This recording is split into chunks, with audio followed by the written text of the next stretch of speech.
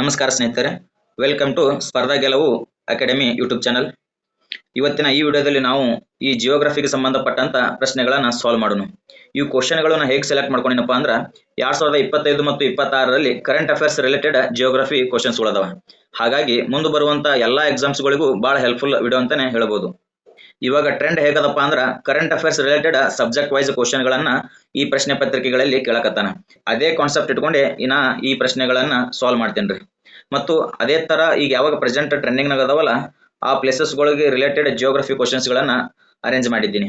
ಹಾಗಾಗಿ ಈ video complete ಆಗಿ ನೋಡ್ರಿ. ಫಸ್ಟ್ ಟೈಮ್ ನಮ್ಮ ಯೂಟ್ಯೂಬ್ ಚಾನಲ್ ವಿಸಿಟ್ ಮಾಡಿದ್ರೆ ನಮ್ಮ ಯೂಟ್ಯೂಬ್ ಚಾನಲ್ ಸಬ್ಸ್ಕ್ರೈಬ್ ಮಾಡ್ಕೋರಿ. ಹಾಗೆ ಪಕ್ಕದಲ್ಲಿರುವಂತ ಬೆಲ್ ಐಕಾನ್ ಮೇಲೆ ಕ್ಲಿಕ್ ಮಾಡೋದು ಮರಿಬೇಡ್ರಿ. ಯಾಕೆ ಬೆಲ್ ಐಕಾನ್ ಮೇಲೆ ಕ್ಲಿಕ್ ಮಾಡ್ಬೇಕಪ್ಪ ಅಂದ್ರೆ ನಾವು ಹಾಕುವಂತ ನೆಕ್ಸ್ಟ್ ವಿಡಿಯೋ ನಿಮ್ಗೆ ಡೈರೆಕ್ಟ್ ನೋಟಿಫಿಕೇಶನ್ ಆಗುತ್ತಾ. ಹಾಗಾಗಿ ಬೆಲ್ ಐಕಾನ್ ಮೇಲೆ ಕ್ಲಿಕ್ ಮಾಡ್ರಿ. ಹಾಗೆ ಈ ವಿಡಿಯೋಕ್ಕೊಂದು ಲೈಕ್ ಕೊಡ್ರಿ. ಬರ್ರಿ ಇವತ್ತಿನ ವಿಡಿಯೋ ಸ್ಟಾರ್ಟ್ ಮಾಡೋಣ. ಸ್ಪೆಷಲಿ ಟಾಪಿಕ್ ವೈಸ್ ನಾವು ಸೆಲೆಕ್ಟ್ ಮಾಡ್ಕೊಂಡಿದ್ದೀರಿ. ವಿಭಾಗ ಎದಾಗ ಏನೈತಲ್ಲ ಭೌತಿಕ ಭೂಗೋಳ ಮತ್ತು ಹವಾಮಾನ ಬದಲಾವಣೆಗೆ ಸಂಬಂಧಪಟ್ಟಂತ ಪ್ರಶ್ನೆಗಳನ್ನ ಸಾಲ್ವ್ ಮಾಡೋಣ.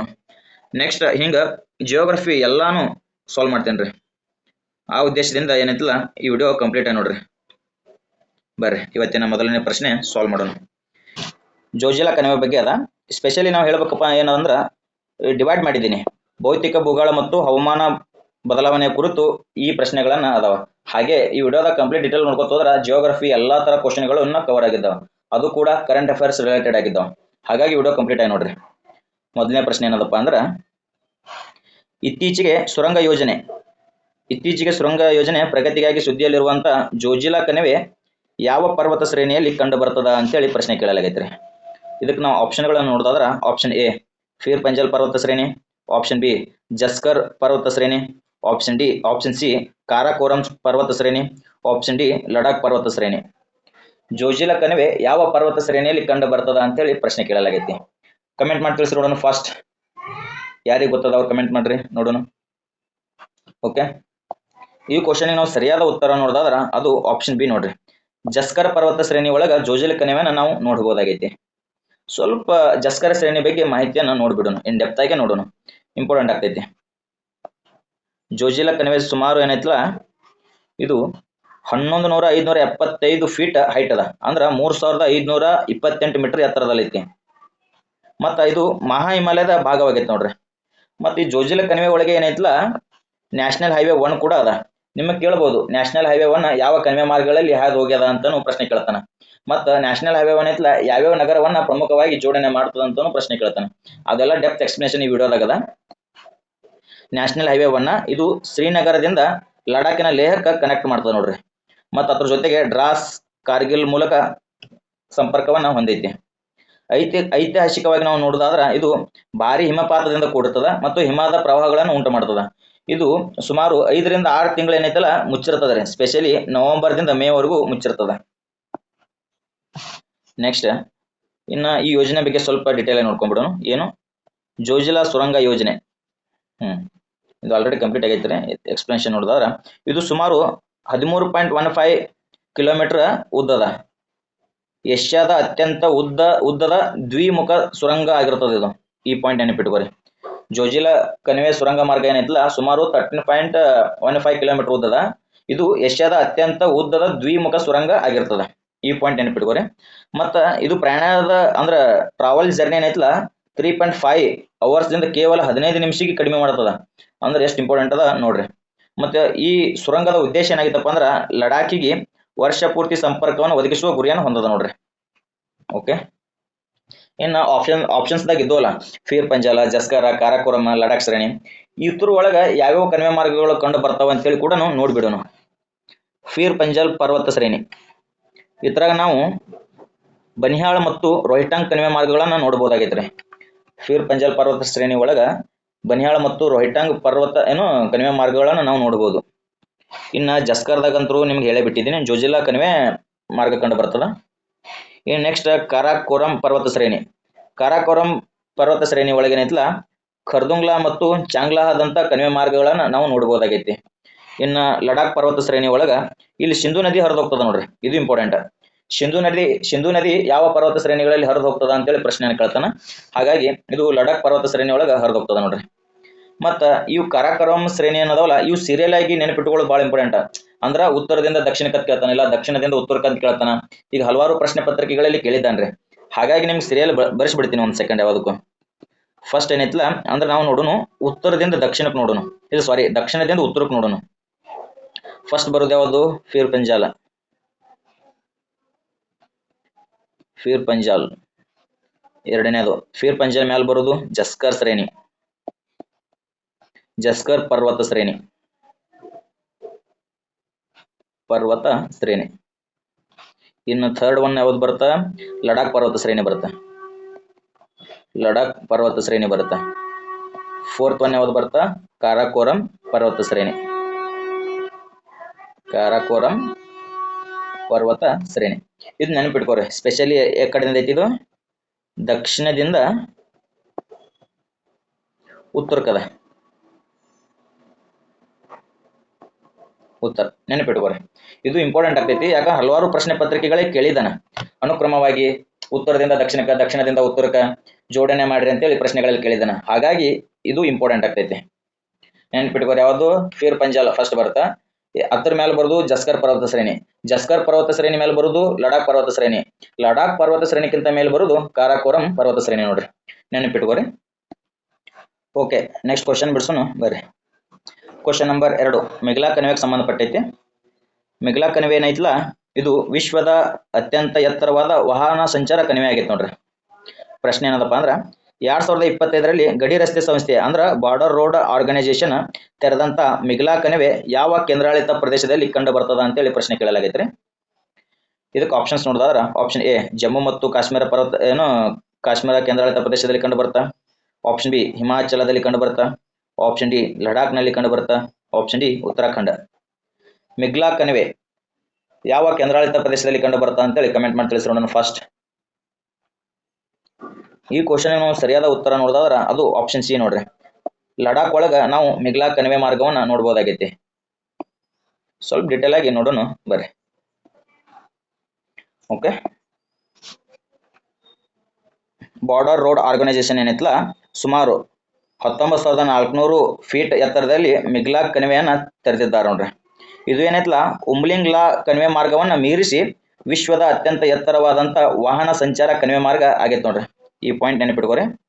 ಮತ್ತು ಮಿಗ್ಲಾ ಕಣಿವೆ ಏನೈತಲ್ಲ BRO ಅಂದ್ರೆ ಬಾರ್ಡರ್ ರೋಡ್ ಆರ್ಗನೈಸೇಷನ್ ಪ್ರಾಜೆಕ್ಟ್ ಹಿಮಾಂಗ್ ಅಡಿಯಲ್ಲಿ ಮಾಡಿದ್ದಾರೆ. ಮತ್ತು ಇದು ಎಲ್ಲಿಂದ ಎಲ್ಲಿ ಕನೆಕ್ಟ್ ಮಾಡುತ್ತಪ್ಪ ಅಂದ್ರೆ ಲಿಕಾರುದಿಂದ ಮಿಗ್ಲಾ ಪುಕ್ಷ ರಸ್ತೆಗೆ ಕನೆಕ್ಟ್ ಮಾಡ್ತದೆ ನೋಡ್ರಿ. ಓಕೆ, ನೆಕ್ಸ್ಟ್ ಇನ್ನು ಸ್ವಲ್ಪ ಯಾವ್ಯಾವ ರಾಜ್ಯ ಕೇಂದ್ರಾಡಳಿತ ಪ್ರದೇಶಗಳಲ್ಲಿ ಯಾವ್ಯಾವ ಕಣಿವೆ ಮಾರ್ಗಗಳು ಅದಾವ ಅಂತೇಳಿ ನೋಡ್ಕೊಂಡು ಬರೋಣ ಬರ್ರಿ. ಈಗ ಜಮ್ಮು ಮತ್ತು ಕಾಶ್ಮೀರದಾಗ ಇತರಾಗ ಯಾವುದೂ ಕಣಿವೆ ಮಾರ್ಗಗಳಿಲ್ಲ, ಬಟ್ ಲಡಾಖ್ನಲ್ಲಿ ಅದ. ಓಕೆ, ಇನ್ನು ಹಿಮಾಚಲ ಪ್ರದೇಶದಾಗ ನೋಡೋಣ ಬರ್ರಿ. ನಿಮ್ಗೆ ಆಲ್ರೆಡಿ ಹೇಳಿನಿ ಹಿಮಾಚಲ ಪ್ರದೇಶದಾಗ ಯಾವ್ಯಾವ ಕಣಿವೆ ಮಾರ್ಗಗಳು ಕಂಡು ಬರ್ತಾವ ಅಂತ ಹೇಳಿಕೆ. ಯಾವುವು? ರೋಹಿಟಂಗ್ ಕಣಿವೆ ಮಾರ್ಗ ಮತ್ತು ಬಾರ್ಲಾಚಾಲಾದಂಥ ಕಣಿವೆ ಮಾರ್ಗಗಳನ್ನು ನಾವು ಹಿಮಾಚಲ ಪ್ರದೇಶದಲ್ಲಿ ನೋಡ್ಬೋದು. ಇನ್ನು ಲಡಾಖ್ನಾಗ ನೋಡೋದಾದ್ರೆ ನಿಮ್ಗೆ ಆಲ್ರೆಡಿ ಇದೇ ಕ್ವಶನ್ದಾಗ ಎಕ್ಸ್ಪ್ಲೇನ್ ಮಾಡಿಬಿಟ್ಟಿನಿ. ಮಿಗ್ಲಾ ಕಣಿವೆ ಮಾರ್ಗವನ್ನು ನಾವು ಲಡಾಖ್ದಾಗ ನೋಡ್ಬೋದು. ಸ್ಪೆಷಲ್ ಏನೈತಲ್ಲ ಪೂರ್ವ ಲಡಾಖ್ನಾಗ ಕಂಡು ಬರ್ತದೆ ಇದು ಮಿಗ್ಲಾ ಕಣಿವೆ, ಪೂರ್ವ ಲಡಾಖ್ನಲ್ಲಿ ಕಂಡು ಬರ್ತದೆ. ಇನ್ನು ಉತ್ತರಾಖಂಡ, ಉತ್ತರಾಖಂಡದಾಗ ಏನದಲ್ಲ ಪ್ರಮುಖವಾಗಿ 2 ಕಣಿವೆ ಮಾರ್ಗಗಳನ್ನು ನಾವು ನೋಡ್ತೀವಿ. ಒಂದು ಲಿಪುಲೇಖ ಮತ್ತು ಇನ್ನೊಂದು ಮಾನಾ. ಇವೆರಡು ಕಣಿವೆ ಮಾರ್ಗಗಳು ಕಂಡು ಬರೋದು ಉತ್ತರಾಖಂಡದಲ್ಲಿ ಕಂಡು ಬರ್ತಾವ ನೋಡ್ರಿ. ಓಕೆ, ಇನ್ನು ಇದೊಂದು ಸ್ವಲ್ಪ ನೋಡ್ಕೊಂಡೇ ಬಿಡೋಣ. ಅಂದ್ರೇನು?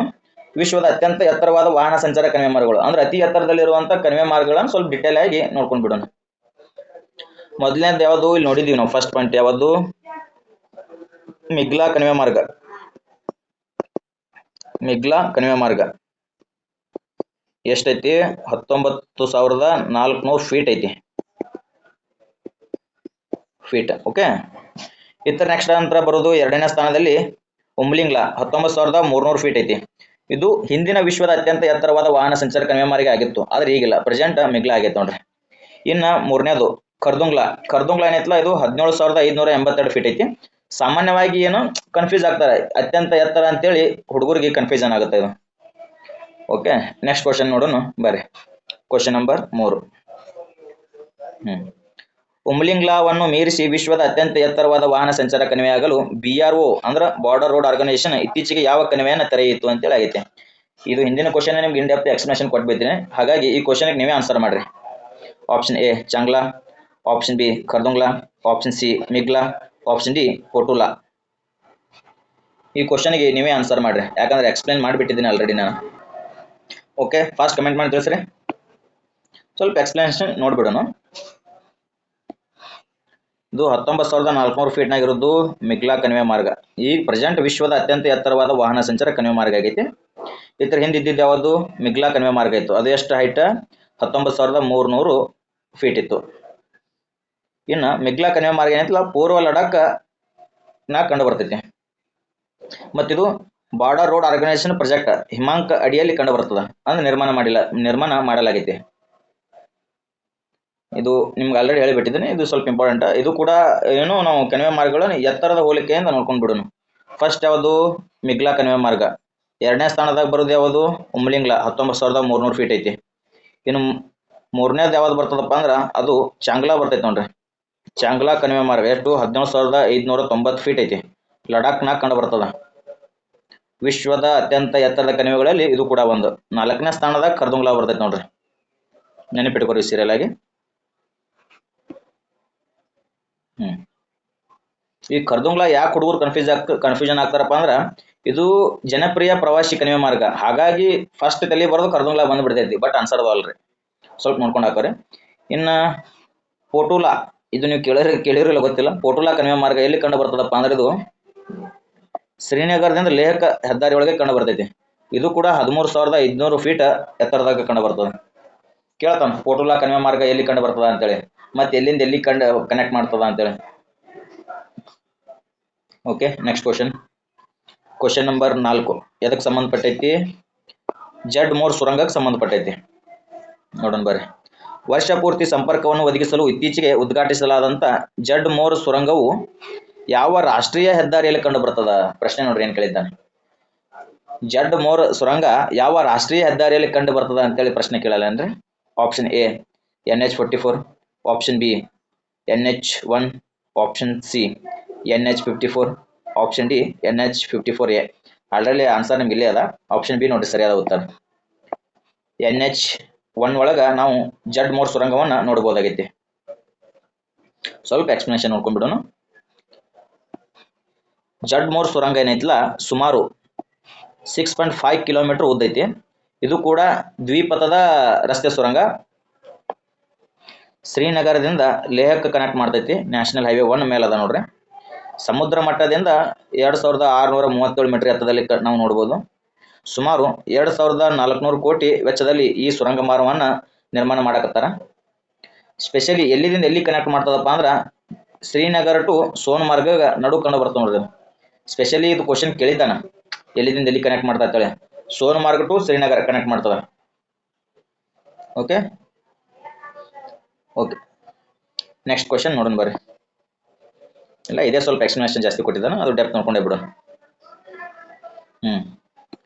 ಜೋಜಿಲಾ ಸುರಂಗ ಏನೈತಲ್ಲ ಇದು LAC line of actual control, line of control ಅಂದ್ರೆ ನಮ್ಮ ಇಂಡಿಯನ್ ಆರ್ಮಿ ಏನೈತಲ್ಲ ಅದಕ್ಕೆ ಸ್ಪೆಷಲ್ ಆಗಿ ನಿರ್ಮಾಣ ಮಾಡಿದಂಥ ಕಣಿವೆ ಮಾರ್ಗ ಅದು ಸುರಂಗ. ಅದು ಜೋಜಿಲಾ ಏನು ಸುರಂಗ ಮಾರ್ಗ ಐತಲ್ಲ ಅದು. ಓಕೆ, ಅದು ಆಲ್ರೆಡಿ ಎಕ್ಸ್ಪ್ಲನೇಷನ್ ನೋಡೋದೈತಿ, ಸ್ವಲ್ಪ PPT ಹಿಂದೆ ಮುಂದೆ ಆಗೈತಿ, ಅಡ್ಜಸ್ಟ್ ಮಾಡ್ಕೋರಿ. ಓಕೆ, ಜಡ್ ಮೋರ್ ಸುರಂಗ ಮಾರ್ಗ ಏನೈತಿ ಇದು ಸೋನ್ಮಾರ್ಗ್ನಿಂದ ಶ್ರೀನಗರ್ ಕನೆಕ್ಟ್ ಮಾಡ್ತದ, ನ್ಯಾಷನಲ್ ಹೈವೇ 1. ಇನ್ನು ಜೋಜಿಲಾ ಸುರಂಗ ಕಣಿವೆ ಮಾರ್ಗ ಏನೈತಲ್ಲ ಇದು 13.15 ಕಿಲೋಮೀಟರ್ ಉದ್ದದ ಏಷ್ಯಾದ ಅತ್ಯಂತ ಉದ್ದವಾದ ದ್ವಿಮುಖ ಸುರಂಗ, ನ್ಯಾಷನಲ್ ಹೈವೇ 1 ಮೇಲೆ ಕಂಡು ಬರ್ತಾ ಇದು ಕೂಡ. ಇನ್ನು ಶೋಕ್ ಸುರಂಗ ಇದು ಎಲ್ಲಿ ಕನೆಕ್ಟ್ ಮಾಡ್ತದಪ್ಪ ಅಂದ್ರೆ ದಾರ್ಬುಕ್ ಶೋಕ್ ದೌಲತ್ ಬೇಗ್ ಓಲ್ಡ್ ರಸ್ತೆ ನೋಡ್ರಿ, ಪೂರ್ವ ಲಡಾಖ್ನಾಗ ಕಂಡು ಬರ್ತದ. ಇವು ಇಂಪಾರ್ಟೆಂಟ್, ಇವು ನೆನಪಿಟ್ಕೋರಿ. ಇವು ಮೂರು ಏನದಾವಲ್ಲ ಲಡಾಖ್ನಲ್ಲಿ ಕಂಡು ಬರ್ತಾವ, ನೆನಪಿಟ್ಕೋರಿ. ಯಾವುದು ಜಡ್ ಮೋರ್ ಸುರಂಗ, ಜೋಜಿಲಾ ಕಣಿವೆ, ಶೋಕ್ ಸುರಂಗ, ಇವು ಮೂರು ಲಡಾಖ್ನಾಗೆ ಕಂಡು ಬರ್ತವೆ. ಮತ್ತು ಸ್ಪೆಷಲಿ ಜಡ್ ಮೋರ್ ಸುರಂಗ ಮತ್ತು ಜೋಜಿಲಾ ಸುರಂಗ ಏನು ಕಣಿವೆ ಮಾರ್ಗಗಳು ಅದಾವಲ್ಲ ಇವೆರಡು ನ್ಯಾಷನಲ್ ಹೈವೇ 1 ಮೇಲೆನೆ ಅದಾವ ಎರಡು. ಓಕೆ, ಇದು ಇನ್ ಡೆಪ್ತ್ ಎಕ್ಸ್ಪ್ಲನೇಷನ್ ಆಗಿರ್ತದೆ. ನೆಕ್ಸ್ಟ್ ಕ್ವಶನ್ ನಂಬರ್ 5 ಏನೈತಪ್ಪ ಅಂದ್ರೆ ಚಿನಾಬ್ ರೈಲ್ವೆ ಸೇತುವೆ ವಿಶ್ವದ ಅತ್ಯಂತ ಎತ್ತರವಾದ ಕಮಾನು ಸೇತುವೆ ಇದು. ಪ್ರಶ್ನೆ ಏನಾಗೈತಪ್ಪ ಅಂದ್ರೆ ಇತ್ತೀಚೆಗೆ ಸುದ್ದಿಯಲ್ಲಿರುವ ಚೆನಾಬ್ ರೈಲ್ವೆ ಸೇತುವೆಯು ಯಾವ ನದಿಯ ಮೇಲೆ ನಿರ್ಮಿಸಲಾಗಿದೆ ಮತ್ತು ಯಾವ ಎರಡು ಪ್ರದೇಶಗಳನ್ನು ಸಂಪರ್ಕಿಸ್ತದ ಅಂತೇಳಿ ಪ್ರಶ್ನೆ ಕೇಳಲಾಗೈತೆ ರೀ. ಕ್ವಶನ್ ನೋಡ್ರಿ ಏನದ, ಚೆನಾಬ್ ರೈಲ್ವೆ ಸೇತುವೆ ಯಾವ ನದಿಯ ಮೇಲೆ ನಿರ್ಮಿಸಲಾಗಿದೆ ಮತ್ತು ಯಾವ ಎರಡು ಪ್ರದೇಶಗಳನ್ನು ಸಂಪರ್ಕಿಸ್ತದ ಅಂತೇಳಿ ಪ್ರಶ್ನೆ ಕೇಳಲಾಗೈತಿ. ಆಪ್ಷನ್ ಎ ಜೀಲಂ ನದಿ ಮತ್ತು ಶ್ರೀನಗರದಿಂದ ಬಾರಾಮುಲ್ಲಾ. ಆಪ್ಷನ್ ಬಿ ಚೆನಾಬ್ ನದಿ ಮತ್ತು ರಿಯಾಸಿ ಜಿಲ್ಲೆಯ ಬಕ್ಲಿನಿಂದ ಕೌರಿ. ಆಪ್ಷನ್ ಸಿ ಸಿಂಧೂ ನದಿ ಮತ್ತು ಲೇಹ್ನಿಂದ ಕಾರ್ಗಿಲ್. ಆಪ್ಷನ್ ಡಿ ರಾವಿ ನದಿ ಪಠಾನ್ಕೋಟ್ನಿಂದ ಜಮ್ಮು. ಈ ಕ್ವಶನ್ ಕೂಡ ಇದು ಸ್ವಲ್ಪ PPT ಒಳಗೆ ಹೆಚ್ಚು ಕಡಿಮೆ ಆಗೈತಿ, ಡೈರೆಕ್ಟ್ ಆನ್ಸರ್ ಐತಿ. ಓಕೆ, ಏನು ಬಿ ಚಿನಾಬ್ ನದಿ ಮೇಲೆ ಐತಿ, ರಿಯಾಸಿ ಜಿಲ್ಲೆಯ ಬಕ್ಲಿನಿಂದ ಕೌರಿಗೆ ಕನೆಕ್ಟ್ ಮಾಡ್ತದೆ ನೋಡ್ರಿ. ಇತರ ಎಕ್ಸ್ಪ್ಲನೇಷನ್ ನಾವು ನೋಡೋದಾದ್ರ ಚೆನಾಬ್ ರೈಲ್ವೆ ಸೇತುವೆ ಏನೈತಲ್ಲ ಜಮ್ಮು ಕಾಶ್ಮೀರದ ರಿಯಾಸಿ ಜಿಲ್ಲೆಯ ಬಕ್ಕಲ್ನಿಂದ ಕೌರಿಗೆ ಕನೆಕ್ಟ್ ಮಾಡ್ತದ. ಇದು ಸುಮಾರು ನಾವು ಚಿನಾಬ್ ನದಿಯಿಂದ 359 ಮೀಟರ್ ಎತ್ತರದಲ್ಲಿ ನಾವು ಇದಕ್ಕೆ ನೋಡ್ಬೋದು. ಮತ್ತು ವಿಶ್ವದ ಅತ್ಯಂತ ಎತ್ತರದ ರೈಲು ಮತ್ತು ಕಮಾನು ಸೇತುವೆ ಇದು ಆಗೈತೆ ನೋಡ್ರಿ. ಮೊದಲು ಯಾವ್ದಿತ್ತು, ಈಫೆಲ್ ಗೋಪುರಕ್ಕಿಂತ 35 ಮೀಟರ್ ಎತ್ತರದ. ಈ ಪಾಯಿಂಟ್ ನೆನಪಿಟ್ಕೋರಿ, ಇಂಪಾರ್ಟೆಂಟ್ ಆಗ್ತದೆ.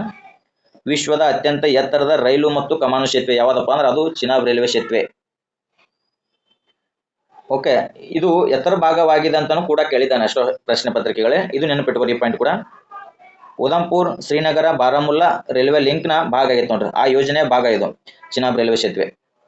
ಮತ್ತು 2002ರಲ್ಲಿ ರಾಷ್ಟ್ರೀಯ ಮಹತ್ವದ ಯೋಜನೆ ಅಂತೇಳಿ ಕೂಡ ಘೋಷಣೆ ಮಾಡಿದ್ದಾರೆ ಇದನ್ನ. ಓಕೆ, ಈ ಸೇತುವೆ ಏನೈತಲ್ಲ ಹೆಚ್ಚಿನ ಗಾಳಿಯ ವೇಗ ಮತ್ತು ಭೂಕಂಪನದ ಚಟುವಟಿಕೆಗಳನ್ನ ತಡೆದುಕೊಳ್ಳುವಂತ ಸಾಮರ್ಥ್ಯನ ಹೊಂದಿದೆ ನೋಡ್ರಿ. ಓಕೆ, ಕಾಶ್ಮೀರ ಕಣಿವೆಗೆ ವರ್ಷ ಪೂರ್ತಿ ರೈಲ್ವೆ ಸಂಪರ್ಕ ಒದಗಿಸುವ ಗುರಿಯನ್ನ ಇದು ಚಿನಾಬ್ ರೈಲ್ವೆ ಸೇತುವೆ ಹೊಂದೈತಿ. ಇನ್ನ ಜೀಲಂ ನದಿ ಒಳಗ ಏನೈತಿ ನೋಡೋಣ. ಈಗ ಆಪ್ಷನ್ಸ್ ಇದ್ದಲ್ಲ ಅದಕ್ಕೆ ಸ್ವಲ್ಪ ಎಕ್ಸ್ಪ್ಲನೇಷನ್ ನೋಡೋಣ. ಜೀಲಂ ನದಿ ಏನೈತಲ್ಲ ಕಾಶ್ಮೀರ ಕಣಿವೆಯಲ್ಲಿ ನಾವು ನೋಡ್ಬೋದು, ಆದ್ರೆ ಸೇತುವೆ ಚಿನಾಬ್ ಮೇಲೆ ಅದ, ಹಾಗಾಗಿ ಅದಕ್ಕೆ ಇದಕ್ಕೇನು ಸಂಬಂಧ ಇಲ್ಲ. ಇದು ಚಿನಾಬ್ದು ಆಲ್ರೆಡಿ ನಿಮ್ಗೆ ಎಕ್ಸ್ಪ್ಲನೇಷನ್ ಮಾಡಿಬಿಟ್ಟಿದ್ದೀನಿ. ಇನ್ನು ಸಿಂಧೂ ನದಿ ಏನೈತಲ್ರಿ ಇದು ಲಡಾಖ್ ಮೂಲಕ ಹರಿಯುತ್ತದ, ಹೇಳಿದ್ದೀನಿ ನಿಮ್ಗೆ. ಈ ಸೇತುವೆಗೆ ಅದಕ್ಕೇನು ಸಂಬಂಧ ಇಲ್ಲ. ಇನ್ನು ರಾವಿ ನದಿ ಅನ್ನೋದಲ್ಲ ಪಂಜಾಬ್ ಮತ್ತು ಹಿಮಾಚಲದಲ್ಲಿ ಹರಿದು ಹೋಗ್ತದ, ಹಾಗಾಗಿ ಈ ಚಿನಾಬ್ ನದಿಗೂ ಸೇತುವೆಗೂ ಯಾವುದೇ ರೀತಿ ಸಂಬಂಧ ಇಲ್ಲ. ಇನ್ನು ಪರೀಕ್ಷಾ ದೃಷ್ಟಿಯಿಂದ ಒಂದು ಸ್ವಲ್ಪ ಇಂಪಾರ್ಟೆಂಟ್ ಆಗ್ತದೆ, ಹಾಗಾಗಿ ನೆನಪಿಟ್ಕೋಬೇಕ್ರಿ ಇದು. ಚಿನಾಬ್ ಸೇತುವೆ ಜಮ್ಮು ಮತ್ತು ಕಾಶ್ಮೀರ ಎಷ್ಟು 359 ಮೀಟರ್ ಐತಿ, ಎತ್ತರದಾಗ ಐತಿ. ವಿಶ್ವದ ಅತ್ಯಂತ ಎತ್ತರದ ರೈಲು ಕಮಾನ್ ಸೇತುವೆ ಆಗೈತಿ ಇದು. ಮತ್ತು ಇದು ಇಂಪಾರ್ಟೆಂಟ್ ಆಗ್ತೈತಿ, ನೆನಪಿಟ್ಕೋರಿ ಎಲ್ಲರೂ. ಮತ್ತೇನೈತಪ್ಪ ಅಂದ್ರೆ ಇನ್ನು ಪಂಬನ್ ಸೇತುವೆ ಎಲ್ಲಿ ಕಂಡು ಬರ್ತದ, ತಮಿಳುನಾಡದಾಗ ಕಂಡು ಬರ್ತದ ರೀ. ಪಂಬನ್ ಸೇತುವೆ ತಮಿಳುನಾಡದಾಗ ಕಂಡು ಬರ್ತದ. ಭಾರತದ ಮೊದಲ ಲಂಬ ಲಿಫ್ಟ್ ಸಮುದ್ರ ಸೇತುವೆ ಇದು, ನೆನಪಿಟ್ಕೋರಿ. ಪಂಬನ್ ಸೇತುವೆ ಎಲ್ಲಿ ಕಂಡು ಬರ್ತದ, ತಮಿಳುನಾಡ ಕಂಡು ಬರ್ತೈತಿ. ಇದು ಏನೈತಲ್ಲ ಭಾರತದ ಮೊದಲ ಲಂಬ ಲಿಫ್ಟ್ ಸಮುದ್ರ ಸೇತುವೆ ಆಗೈತಿ ಪಂಬನ್ ಸೇತುವೆ. ನೆಕ್ಸ್ಟ್ ಅಂಜಿಖಾಡ್ ಸೇತುವೆ ಎಲ್ಲಿ ಕಂಡು ಬರ್ತದ, ಜಮ್ಮು ಕಾಶ್ಮೀರದಾಗ ಕಂಡು ಬರ್ತೈತ್ರಿ. ಅಂಜಿಖಾಡ್ ಸೇತುವೆ ಎಲ್ಲಿ ಕಂಡು ಬರ್ತದ, ಜಮ್ಮು ಮತ್ತು ಕಾಶ್ಮೀರದಲ್ಲಿ ಕಂಡು ಬರ್ತದ. ಈ ಸೇತುವೆ ಏನೈತಲ್ಲ ಭಾರತದ ಮೊದಲ ಕೇಬಲ್ ಸ್ಟಾಯ್ಡ್ ರೈಲು ಸೇತುವೆ ಆಗೈತೆ ನೋಡ್ರಿ, ನೆನಪಿಟ್ಕೋರಿ. ಈ 3 ಪಾಯಿಂಟ್ಗಳು ಪ್ರಶ್ನೆಗಳು ಅಂತ ಕೇಳುವಂತ ಪ್ರಶ್ನೆಗಳೇ ಆಗಿದ್ದಾವ, ಇಂಪಾರ್ಟೆಂಟ್ ಪಾಯಿಂಟ್ಸ್ ಇವು. ಚಿನಾಬ್ ಸೇತುವೆ ಜಮ್ಮು ಕಾಶ್ಮೀರದಾಗ ಕಂಡು ಬರ್ತೈತಿ, ವಿಶ್ವದ ಅತ್ಯಂತ ಎತ್ತರವಾದ ರೈಲ್ವೆ ಸೇತುವೆ ಅಂತ ಹೇಳ್ಬೋದು. ಪಂಬನ್ ಸೇತುವೆ ಏನೈತಿ, ಪಂಬನ್ ಸೇತುವೆ ತಮಿಳುನಾಡದಾಗ ಕಂಡು ಬರ್ತದ, ಭಾರತದ ಮೊದಲ ಲಂಬ ಲಿಫ್ಟ್ ಸಮುದ್ರ ಸೇತುವೆ ಆಗೈತಿ. ಇನ್ನು ಅಂಜಿಖಾಡ್ ಸೇತುವೆ ಏನೈತಿ, ಇದು ಕೂಡ ಜಮ್ಮು ಮತ್ತು ಕಾಶ್ಮೀರದಲ್ಲಿ ಕಂಡು ಬರ್ತದ, ಭಾರತದ ಮೊದಲ ಕೇಬಲ್ ಸ್ಟೈಡ್ ರೈಲು ಸೇತುವೆ ಆಗೈತ್ರಿ. ಹಾಗಾಗಿ ಈ 3 ಪಾಯಿಂಟ್ಗಳು ಇಂಪಾರ್ಟೆಂಟ್ ಆಗ್ತವೆ. ಓಕೆ, ನೆಕ್ಸ್ಟ್ ಕ್ವಶನ್ ನೋಡೋದಾದ್ರೆ ಇನ್ನು ನದಿಗಳು, ಜೌಗು ಪ್ರದೇಶಗಳು ಮತ್ತು ಜಲ ವ್ಯವಸ್ಥೆಯ ಮೇಲೆ ಕೆಲವೊಂದು ಪ್ರಶ್ನೆಗಳನ್ನ ಸಾಲ್ವ್ ಮಾಡೋಣ. ನದಿಗಳು, ಜೌಗು ಪ್ರದೇಶ ಮತ್ತು ಜಲ ವ್ಯವಸ್ಥೆ ಮೇಲೆ ಕೆಲವೊಂದು ಪ್ರಶ್ನೆಗಳನ್ನ ಸಾಲ್ವ್ ಮಾಡೋಣ್ರಿ. ಕ್ವಶನ್ ನಂಬರ್ 6, ಚಂಬಲ್ ನದಿ ಉಗಮ ಮತ್ತು ಉಪನದಿಗಳ ಬಗ್ಗೆ ಪ್ರಶ್ನೆ ಆಗೈತಿ. ಪ್ರಶ್ನೆ ಏನದಪ್ಪ ಅಂದ್ರೆ ನೋಡ್ಕೊಂಡು ಬರೋಣ ಬರ್ರಿ. ಅಕ್ರಮ ಮರಳು ಗಣಿಗಾರಿಕೆ ಕಳವಳಿಂದಾಗಿ ಇತ್ತೀಚೆಗೆ ಸುದ್ದಿಯಲ್ಲಿರುವಂತ ಚಂಬಲ್ ನದಿಯು ಎಲ್ಲಿಂದ ಉಗಮಿಸ್ತದೆ ಅಂತೇಳಿ ಪ್ರಶ್ನೆ ಆಗೈತಿ. ಅಂದ್ರ ಚಂಬಲ್ ನದಿಯ ಉಗಮ ಸ್ಥಾನ ಎಲ್ಲಿ ಅಂತೇಳಿ ಪ್ರಶ್ನೆ ಆಗೈತಿ. Option A Amarkantak, option B Indore ಬಳಿಯ ಜನಪವ್ ಮಧ್ಯಪ್ರದೇಶದಲ್ಲಿ, option C Nashik Maharashtra, option D Kailash ಶ್ರೇಣಿ ಟಿಬೆಟ್. ಕಮೆಂಟ್ ಮಾಡಿ ತಿಳಿಸಿ ನೋಡೋಣ. ಚಂಬಲ್ ನದಿ ಎಲ್ಲಿ ಉಗಮಿಸ್ತದ ಅಂತೇಳಿ ಕಮೆಂಟ್ ಮಾಡಿ ತಿಳಿಸ್ರಿ ಫಾಸ್ಟ್ ಆಗಿ ನೋಡೋಣ.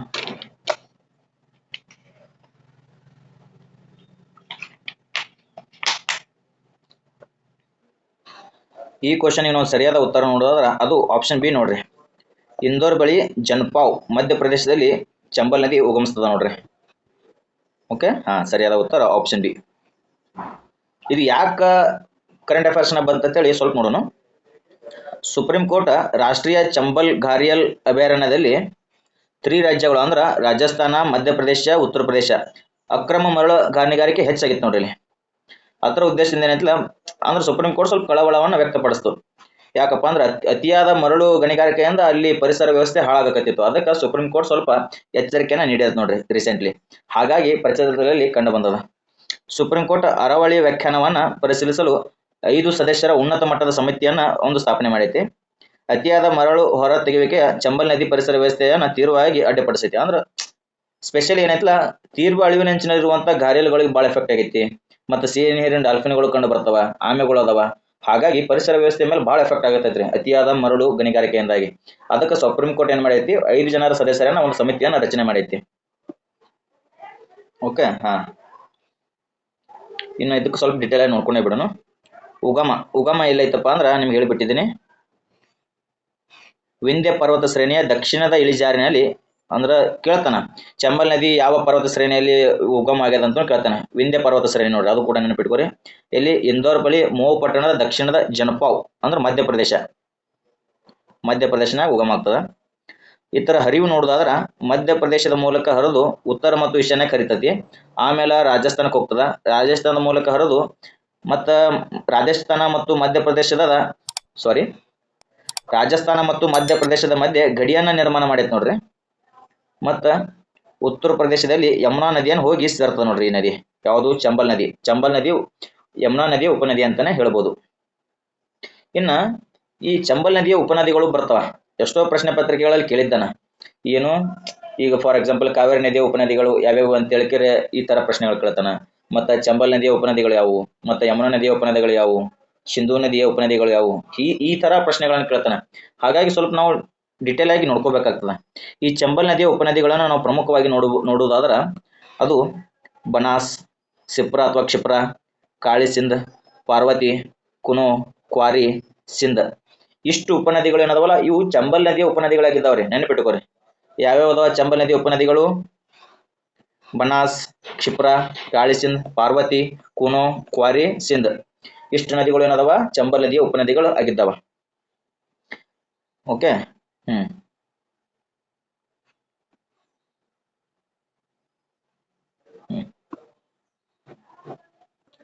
ಸುಪ್ರೀಂ ಕೋರ್ಟ್ ಯಾಕೆ ಕಳವಳ ವ್ಯಕ್ತಪಡಿಸ್ತಪ್ಪ ಅಂದ್ರ ಅಲ್ಲಿ ಘಾರಿಯಲ್ಗಳು ಅದಾವ್ರಿ. ಘಾರಿಯಲ್ ವಿಶ್ವದ ಅತಿ ದೊಡ್ಡ ಜನಸಂಖ್ಯೆಯನ್ನು ಹೊಂದೈತಿ. ಮತ್ತು ಅವು ಗಂಭೀರವಾಗಿ ಬಹಳ ತೀವ್ರ ಅಳಿವಿನಂಚಿನಲ್ಲಿ ಕಂಡು ಬರ್ತಾವ. 8 ಜಾತಿಯ ಸಿಹಿ ನೀರಿನ ಆಮೆಗಳು ಅದಾವ. ಮತ್ತು ಒಟರ್ಗಳು ಅದಾವ. ಗಂಗಾ ನದಿಯ ಡಾಲ್ಫಿನ್ಗಳು ಕಂಡು ಬರ್ತಾವ. ಇಷ್ಟೆಲ್ಲ ಜೀವ ವೈವಿಧ್ಯತೆಯನ್ನು ಒಳಗೊಂಡೈತ್ರಿ ಚಂಬಲ್ ನದಿ. ಅದರ ಉದ್ದೇಶದಿಂದ ಸುಪ್ರೀಂ ಕೋರ್ಟ್ ಒಂದು ಸಮಿತಿಯನ್ನು ರಚನೆ ಮಾಡಿ ಆ ಥರ ಅಧ್ಯಯನಕ್ಕೆ ಕಳಿಸಿದ್ದಾರೆ. ಹಾಗಾಗಿ ಪ್ರಚಲಿತದಲ್ಲಿ ಇತ್ತು ನೋಡ್ರಿ. ಇನ್ನು ಸ್ವಲ್ಪ ಆಪ್ಷನ್ ಬೇಸ್ಡ್ ಎಕ್ಸ್ಪ್ಲನೇಷನ್ ನೋಡೋದಾದ್ರ ಅಮರಕಂಟಕದಾಗ ಯಾವ್ಯಾವ ನದಿಗಳು ಉಗಮಗ್ತಾವ ಅಂದ್ರ ನರ್ಮದಾ ಮತ್ತು ಸೋನು ನದಿಗಳು ಅಮರಕಂಟಕದಲ್ಲಿ ಉಗಮಿಸ್ತಾವ ನೋಡ್ರಿ. ಮತ್ತು ಜನಪಾವ್ ಅಂತ ನಿಮ್ಗೆ ಹೇಳಿದ್ದೀನಿ ಆಲ್ರೆಡಿ, ಚಂಬಲ್ ನದಿ ಉಗಮ ಆಗೈತಿ. ಇನ್ನು ನಾಸಿಕ್ ಒಳಗೆ ಯಾವ ನದಿ ಉಗಮ ಆಗ್ತೈತಿ? ನಾಸಿಕ್ ಏನದಲ್ಲ ಇದು ಗೋದಾವರಿ ನದಿಯ ದಂಡೆ ಮೇಲೆ ಕಂಡು ಬರುವಂತ ಪಟ್ಟಣ ನಾಸಿಕ್. ಇನ್ನು ಕೈಲಾಸ ಪರ್ವತ ಶ್ರೇಣಿ ಒಳಗೆ ಏನದಾವ ಪ್ರಮುಖವಾಗಿ 2 ನದಿಗಳು ಉಗಮಿಸ್ತಾವ್ರಿ. ಯಾವ್ಯಾವಪ್ಪ ಅಂದ್ರೆ ಸಿಂಧು ಮತ್ತು ಬ್ರಹ್ಮಪುತ್ರ ನದಿಗಳು ಕೈಲಾಸ ಪರ್ವತ ಶ್ರೇಣಿಯಲ್ಲಿನೇ ಹುಡ್ತಾವ. ಕರ್ನಾಟಕ ಪರೀಕ್ಷಾ ದೃಷ್ಟಿಯಿಂದ ಸಣ್ಣ ಗ್ಲಾನ್ಸ್. ಚಂಬಲ್ ನದಿಯಲ್ಲಿ ಹುಡ್ತೈತಿ, ವಿಂಧ್ಯ ಪರ್ವತ ಶ್ರೇಣಿ ಒಳಗೆ ಹುಡ್ತೈತಿ, ಯಮುನಾ ನದಿಯ ಉಪನದಿ ಆಗೈತಿ. ಕೃಷ್ಣ ಇಲ್ಲಿ ಮಹಾರಾಷ್ಟ್ರದ ಮಹಾಬಲೇಶ್ವರದಾಗ ಹುಡ್ತದ. ಕಾವೇರಿಯಲ್ಲಿ ತಲಕಾವೇರಿ ಅಂದ್ರೆ ಕೊಡಗುನಾಗ ಹುಡ್ತೈತೆ. Next question number 7. ರಾಷ್ಟ್ರೀಯ ಚಂಬಲ್ ಅಭಯಾರಣ್ಯ. ಅದೇ ಪ್ರಶ್ನೆ ಸ್ವಲ್ಪ ಒಳ್ಳೆ ಪ್ರಶ್ನೆ ಮೂಲಕ ಕೇಳಲಾಗೈತಿ. ರಾಷ್ಟ್ರೀಯ ಚಂಬಲ್ ಘಾರಿಯಲ್ ವನ್ಯಜೀವಿ ಅಭಯಾರಣ್ಯವು ಎಷ್ಟು ರಾಜ್ಯಗಳು ಆಡಳಿತ ನಡೆಸ್ತಾವ? ಅಂದ್ರ ಈ ಅಭಯಾರಣ್ಯ ಏನೈತಲ್ಲ ಈ ಅಭಯಾರಣ್ಯವನ್ನ ಎಷ್ಟು ರಾಜ್ಯಗಳು ಆಡಳಿತ ನಡೆಸ್ತಾವ ಅಂತೇಳಿ ಪ್ರಶ್ನೆ ಆಗೈತಿ. ಆಪ್ಷನ್ ಎ 2 ರಾಜ್ಯಗಳು, ಆಪ್ಷನ್ ಬಿ 3 ರಾಜ್ಯಗಳು, ಆಪ್ಷನ್ ಸಿ 4 ರಾಜ್ಯಗಳು, ಆಪ್ಷನ್ ಡಿ 1 ರಾಜ್ಯ. ಆಲ್ರೆಡಿ ನಿಮಗೆ ಪ್ರಿವಿಯಸ್ ಸ್ಲೈಡ್ನಾಗ ಎಕ್ಸ್ಪ್ಲನೇಷನ್ ಮಾಡಿಬಿಟ್ಟಿದ್ದೀನಿ. ಎಷ್ಟು ರಾಜ್ಯಗಳು ಆಡಳಿತ ನಡೆಸ್ತಾವ? ಆಪ್ಷನ್ ಬಿ 3 ರಾಜ್ಯಗಳ ಆಡಳಿತ ನಡೆಸ್ತಾವ. ಯಾವ್ಯಾವ ರಾಜ್ಯಗಳಪ್ಪ ಅಂದ್ರೆ ಅದು ಯಾವುದು? ಮಧ್ಯಪ್ರದೇಶ, ರಾಜಸ್ಥಾನ ಮತ್ತು ಇನ್ನೊಂದು ಯಾವುದು? UP ಉತ್ತರ ಪ್ರದೇಶ. ಈ 3 ರಾಜ್ಯಗಳು ಆಡಳಿತ ನಡೆಸ್ತಾವ ನೋಡ್ರಿ. ಸುದ್ದಿಯಲ್ಲಿ ಎದಕ್ಕಿತ್ತಂದ್ರ ಅಕ್ರಮ ಮರಳು ಗಣಿಗಾರಿಕೆ ಸುಪ್ರೀಂ ಕೋರ್ಟ್ ಹಸ್ತಕ್ಷೇಪದಿಂದ ಅಭಯಾರಣ್ಯ ಸುದ್ದಿಯಲ್ಲಿತ್ತು. ಇದು 2006ಗೆ ಮರಳು ಗಣಿಗಾರಿಕೆಯನ್ನು ನಿಷೇಧ ಮಾಡಲಾಗಿತ್ತು. ಆದರೂ ಕೂಡ ಸಂಘಟಿತ ಸಿಂಡಿಕೇಟ್ಗಳಿಂದ ಅಂದ್ರೆ ಅಕ್ರಮವಾಗಿ ಮುಂದುವರಿಯಾಕತ್ತದ ಅಷ್ಟೇ. ಬಟ್ ನೀವು ಅಫಿಷಿಯಲ್ ಆಗಿ ಹೋದ್ರೆ ಮರಳು ಗಣಿಗಾರಿಕೆಯನ್ನು ನಿಷೇಧಿಸಲಾಗೈತಿ. ನಿಮ್ಗೆ ಹೇಳಿದ್ನಲ್ಲ ಯಾವ್ಯಾವ ಸ್ಟೇಟ್ಗಳು ಆಡಳಿತ ನಡೆಸ್ತಾವ: ರಾಜಸ್ಥಾನ, ಮಧ್ಯಪ್ರದೇಶ, ಉತ್ತರ ಪ್ರದೇಶದ 3 ಹಂತದ ಅಂದ್ರೆ 3 ರಾಜ್ಯಗಳ ಆಡಳಿತ ನಡೆಸ್ತಾವ. ಈ ಚಂಬಲ್ ನದಿ 1978ರಲ್ಲಿ ಮಧ್ಯಪ್ರದೇಶದಲ್ಲಿ ಮೊದಲ ಸಂರಕ್ಷಿತ ಪ್ರದೇಶ ಎಂದು ಘೋಷಿಸಲಾಯಿತು. ಅಂದ್ರೆ ಇಂಪಾರ್ಟೆಂಟ್ ಇರೋದು ಅಂದ್ರೆ ಮೇನ್ ಆಡಳಿತ ನಡ್ಸ್ಕೊಂಡು ಹೋಗೋದು ಮಧ್ಯಪ್ರದೇಶ. ಮಧ್ಯಪ್ರದೇಶದ ಮೊದಲ ಸಂರಕ್ಷಿತ ಪ್ರದೇಶ ಯಾವ್ದಪ್ಪ ಅಂದ್ರೆ ಅದು ಇದು ಆಗೈತೆ ನೋಡ್ರಿ. ಯಾವಾಗ 1978 ಒಳಗೆ ಘೋಷಣೆ ಮಾಡ್ತಾರೆ, ಮಧ್ಯಪ್ರದೇಶದ ಮೊದಲ ಸಂರಕ್ಷಿತ ಪ್ರದೇಶ ಅಂತೇಳಿ ಘೋಷಣೆ ಮಾಡೈತಿ. ಆಡಳಿತ ನೋಡ್ಕೊಳ್ಳೋದಾದ್ರೆ ಪ್ರಮುಖವಾಗಿ ಮಧ್ಯಪ್ರದೇಶ, ಅದ್ರ ಜೊತೆಗೆ ರಾಜಸ್ಥಾನ ಅದ, ಉತ್ತರ ಪ್ರದೇಶನೂ ಸಹ ಆಡಳಿತವನ್ನ ನಡೆಸ್ತಾವ. ಇಲ್ಲಿ ಪ್ರಮುಖವಾಗಿ ಏನದಪ್ಪ ಅಂದ್ರೆ ಈ ಅಭಯಾರಣ್ಯದಲ್ಲಿ ಘಾರಿಯಲ್ ಸಂಖ್ಯೆ ಅತಿ ಹೆಚ್ಚು ನಾವು ಇಲ್ಲಿ ನೋಡ್ಬೋದಾಗೈತಿ. ಮತ್ತು ಅಂತಿಮ ಆಶ್ರಯ ಯಾವ್ದಪ್ಪ ಅಂದ್ರೆ ಅದು ಇದೇ ಅಭಯಾರಣ್ಯ ಆಗೈತೆ ನೋಡ್ರಿ. ಈ ಅಭಯಾರಣ್ಯದಲ್ಲಿ ಪ್ರಮುಖವಾಗಿ ನಾವು ಏನೇನು ನೋಡ್ಬೋದು: ಮಗ್ಗರ್ ಮೊಸಳೆ ಆಗಿರ್ಬೋದು, ಸಿಹಿ ನೀರಿನ ಆಮೆಗಳು ಆಗಿರ್ಬೋದು, ಒಟ್ಟರ್ಗಳು ಆಗಿರ್ಬೋದು, ಗಂಗಾ ನದಿಯ ಡಾಲ್ಫಿನ್ಗಳು ಆಗಿರ್ಬೋದು, ಅವೆಲ್ಲ ಈ ಅಭಯಾರಣ್ಯದಲ್ಲಿ ಪ್ರಮುಖವಾಗಿ ನಾವು ನೋಡ್ಬೋದಾಗೈತೆ ನೋಡ್ರಿ. Okay, next question. ಪರೀಕ್ಷಾ ದೃಷ್ಟಿಯಿಂದ ಸ್ವಲ್ಪ ಇಂಪಾರ್ಟೆಂಟ್ ಪಾಯಿಂಟ್ಸ್ ನೋಡ್ಕೊಂಡು ಹೋಗೋಣ ಬರ್ರಿ. ರಾಷ್ಟ್ರೀಯ ಚಂಬಲ್ ಅಭಯಾರಣ್ಯ 3 ರಾಜ್ಯಗಳ ಆಡಳಿತ ನಡೆಸ್ತಾವ. ಓಕೆ. ಕಾಜಿರಂಗ ರಾಷ್ಟ್ರೀಯ ಉದ್ಯಾನವನ ಎಲ್ಲಿ ಕಂಡು ಬರ್ತದ? ಅಸ್ಸಾಂದಾಗ ಕಂಡು ಬರ್ತದ. ಇನ್ನು ಸುಂದರ್ಬನ್ಸ್ ಪಶ್ಚಿಮ ಬಂಗಾಳ ಮತ್ತು ಬಾಂಗ್ಲಾದೇಶದಲ್ಲಿ ಕಂಡು ಬರ್ತದೆ ನೋಡ್ರಿ. ಕೇಳ್ಬೋದು ನಿಮ್ಗೆ, ಸುಂದರ್ಬನ್ಸ್ ಎಲ್ಲೆಲ್ಲಿ ವಿಸ್ತಾರಗೊಂಡಿದೆ ಅಂತ ಹೇಳ್ತೀರಾ? ಪಶ್ಚಿಮ ಬಂಗಾಳ ಮತ್ತು ಬಾಂಗ್ಲಾದೇಶದಲ್ಲಿ ವಿಸ್ತಾರಗೊಂಡೈತಿ. ಕಾಂಗೇರ ಕಣಿವೆ ನ್ಯಾಷನಲ್ ಪಾರ್ಕ್ ಎಲ್ಲಿ ಕಂಡು ಬರ್ತೈತಿ? ಛತ್ತೀಸ್ಗಢನ ಕಂಡು ಬರ್ತೈತಿ. ಯುನೆಸ್ಕೋಗೆ ಅರ್ಜಿಯನ್ನು ಸಲ್ಲಿಸಿದ್ದಾರೆ ನೋಡ್ರಿ, ಯುನೆಸ್ಕೋ ಪಟ್ಟಿಗೆ ಸೇರಿಸ್ರಿ ಅಂತೇಳಿ. ಕಾಂಗೇರ ಕಣಿವೆ ನ್ಯಾಷನಲ್ ಪಾರ್ಕ್ ನೆನಪಿನ ಇಟ್ಕೋರಿ. Okay, next question number 8. Aravalli ಶ್ರೇಣಿ ಬಗ್ಗೆ ಸ್ವಲ್ಪ ಕ್ವಶನ್ ಕೇಳಲಾಗೈತಿ. ಪ್ರಶ್ನೆ ಏನದಪ್ಪ ಅಂದ್ರೆ, ಅರಾವಳಿ ಶ್ರೇಣಿಯ ಬಗ್ಗೆ ಈ ಕೆಳಗಿನ ಯಾವ ಹೇಳಿಕೆಗಳು ಸರಿಯಾಗಿವೆ ಅಂತೇಳಿ ಪ್ರಶ್ನೆ ಕೇಳಲಾಗೈತಿ. ಹೇಳಿಕೆ 1 ಏನದ? ಅರಾವಳಿಗಳು ವಿಶ್ವದ ಅತ್ಯಂತ ಹಳೆಯ ಪರ್ವತ ಶ್ರೇಣಿಗಳಲ್ಲಿ ಒಂದಾಗಿದ್ದು ಪ್ರೀಕೇಂಬ್ರಿಯನ್ ಯುಗದಲ್ಲಿ ರೂಪುಗೊಂಡಿವೆ ಅಂತೇಳಿ ಹೇಳಿಕೆ 1 ಅದ. ಹೇಳಿಕೆ 2 ಏನದ? ಅರಾವಳಿ ಅತ್ಯುನ್ನತ ಶಿಖರವೆಂದರೆ ಅದು ಮೌಂಟ್ ಅಬು. ಹೇಳಿಕೆ 3 ಏನದ? ಅರಾವಳಿಗಳು ಥಾರ್ ಮರುಭೂಮಿಯ ವಿರುದ್ಧ ಉತ್ತರದ ಬಯಲು ಪ್ರದೇಶಗಳಿಗೆ ಪರಿಸರ ರಕ್ಷಾ ಕವಚವಾಗಿ ಕಾರ್ಯನಿರ್ವಹಿಸ್ತದ. ಹೇಳಿಕೆ 4, ಈ ಶ್ರೇಣಿಯು ಭಾರತದ 5 ರಾಜ್ಯಗಳಲ್ಲಿ ವಿಸ್ತರಿಸಿದೆ. ಈ 4 ಹೇಳಿಕೆಗಳನ್ನು ಓದಿದಾಗ ಯಾವ ಹೇಳಿಕೆಗಳು ಸರಿಯಾಗಿವೆ ಅಂತೇಳಿ ಪ್ರಶ್ನೆ ಕೇಳಲಾಗೈತೆ. ಇನ್ನು ಹೇಳಿಕೆ ವೈಸ್ ನಾವು ಗಮನಿಸ್ಕೊಂತ ಹೋದ್ರ ಹೇಳಿಕೆ 1 ಸರಿಯಾದ ರೀ. ಅರಾವಳಿಗಳು ಏನದಾವಲ್ಲ ವಿಶ್ವದ ಅತ್ಯಂತ ಹಳೆಯ ಪರ್ವತ ಶ್ರೇಣಿಗಳಲ್ಲಿ ಒಂದಾಗೈತಿ ಮತ್ತು ಇದು ಪ್ರೀಕೇಂಬ್ರಿಯನ್ ಯುಗದಲ್ಲಿ ರೂಪುಗೊಂಡದ. ಹೇಳಿಕೆ 2 ಏನದ? ಅರಾವಳಿ ಪರ್ವತ ಶ್ರೇಣಿ ಒಳಗ ಅತ್ಯುನ್ನತ ಶಿಖರ ಅಂದ್ರೆ ಅದು ಮೌಂಟ್ ಅಬು ಅಂತ ಐತಿ. ಮೌಂಟ್ ಅಬು ಅಲ್ರಿ, ಗುರು ಶಿಖರವನ್ನು ನಾವು ನೋಡಬಹುದು. ಇನ್ನು ಹೇಳಿಕೆ 3, ಅರಾವಳಿಗಳು ಥಾರ್ ಮರುಭೂಮಿಯಲ್ಲಿ ವಿರುದ್ಧ ಉತ್ತರದ ಬಯಲು ಪ್ರದೇಶಗಳಿಂದ ಪರಿಸರ ರಕ್ಷಾ ಕವಚವಾಗಿ ಕಾರ್ಯನಿರ್ವಹಿಸ್ತದೆ. ಹೌದು, ಹೇಳಿಕೆ 3 ಕೂಡ ಸರಿಯಾದ. ಹೇಳಿಕೆ 4 ಏನೈತಿ? ಶ್ರೇಣಿಯು ಭಾರತದ 5 ರಾಜ್ಯಗಳಲ್ಲಿ ವಿಸ್ತರಿಸಿದೆ ಅಂತದ. ಇದು ಕೂಡ ತಪ್ಪು. ಎಷ್ಟು ರಾಜ್ಯ? 4 ರಾಜ್ಯಗಳಲ್ಲಿ ವಿಸ್ತರಿಸುತ್ತಿದೆ. ಹೇಳಿಕೆ 1 ಮತ್ತು 3 ಸರಿ, ಅಂದ್ರೆ ಆಪ್ಷನ್ ಬಿ ಸರಿಯಾದ ಉತ್ತರ ನೋಡ್ರಿ. ಎಸ್, ಆಪ್ಷನ್ ಬಿ ಸರಿಯಾದ ಉತ್ತರ. ಹೇಳಿಕೆ 1 ಮತ್ತು 3 ಸರಿಯಾಗದವ. ಇತ್ತೀಚೆಗೆ ಸುಪ್ರೀಂ ಕೋರ್ಟ್ ICFRE ಮಹಾನಿರ್ದೇಶಕರನ್ನ ಅಧ್ಯಕ್ಷರಾಗಿ ಉನ್ನತ ಮಟ್ಟದ ಸಮಿತಿಯನ್ನ ಅರಾವಳಿಯ ವ್ಯಾಖ್ಯಾನವನ್ನ ಮಾಡೈತಿ. ಎಷ್ಟು? ಸುಮಾರು ಎತ್ತರದಲ್ಲಿ 100 ಮೀಟರ್ ಅಥವಾ ಅದಕ್ಕಿಂತ ಹೆಚ್ಚಿನ ಬೆಟ್ಟಗಳಿಗೆ ಮಿತಿಗೊಳಿಸಿರಿ ಅಂತೇಳಿ ಹೇಳೈತಿ. ಈಗ ನಾವು ಪರ್ವತ ಶ್ರೇಣಿಗಳು ಅಂದ್ರೆ ಯಾವ್ಯಾವ್ದು ಎಷ್ಟು ಹಳಿ ಅದ ಅಂತೇಳಿ ನೋಡೋಣ ಬರ್ರಿ. ಈಗ ಅರಾವಳಿ ಪರ್ವತ ಶ್ರೇಣಿ ಏನೈತಿಲ್ಲ ಸುಮಾರು 1 ಬಿಲಿಯನ್ ವರ್ಷಕ್ಕಿಂತ ಹಳೆಯದ.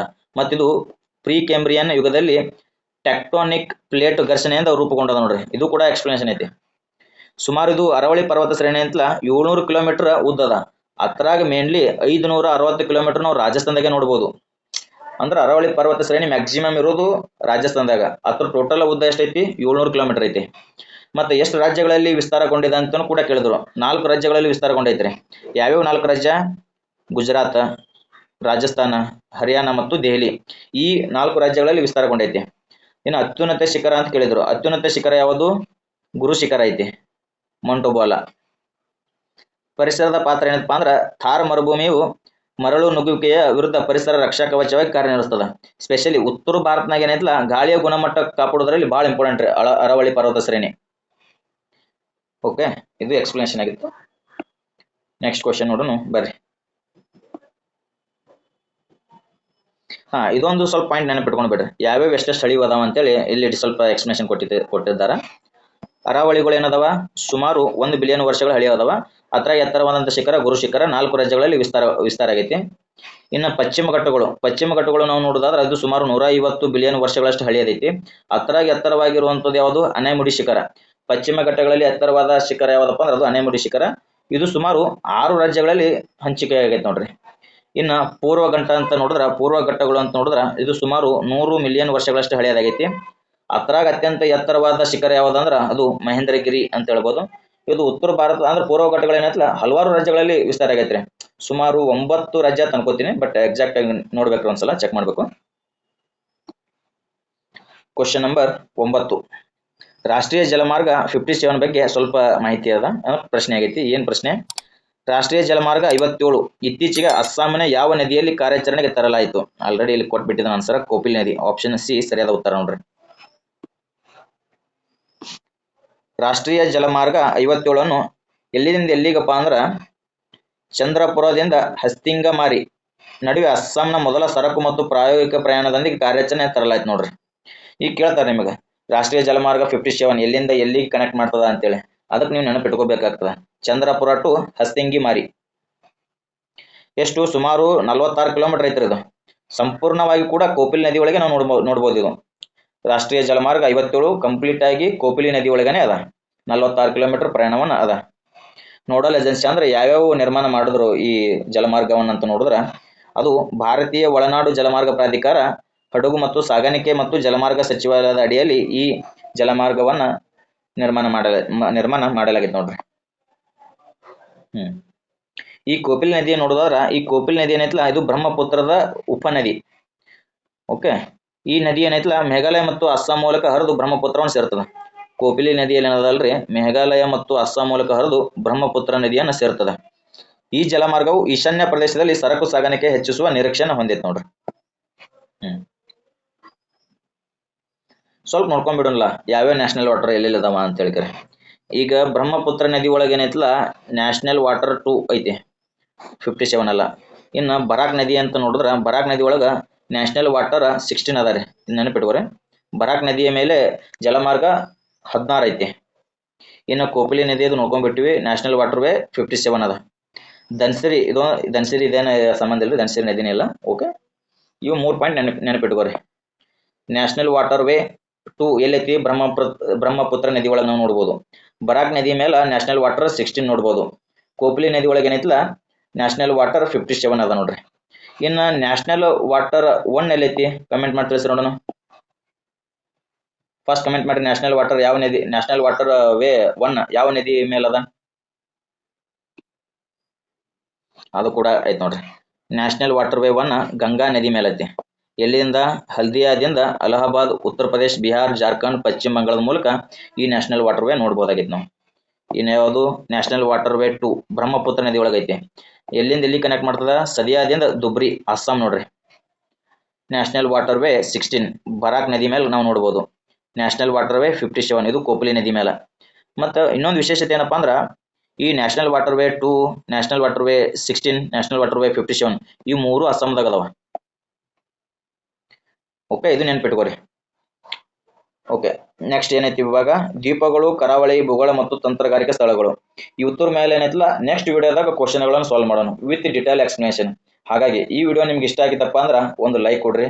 ಇನ್ನು ನಮ್ಮ ಯೂಟ್ಯೂಬ್ ಚಾನಲ್ ಯಾರು ಸಬ್ಸ್ಕ್ರೈಬ್ ಮಾಡ್ಕೊಂಡಿಲ್ಲ ಸಬ್ಸ್ಕ್ರೈಬ್ ಮಾಡ್ಕೊರಿ. ಮತ್ತೆ ಸಿಗೋಣ ಮುಂದಿನ ವಿಡಿಯೋದಲ್ಲಿ. ಧನ್ಯವಾದಗಳು.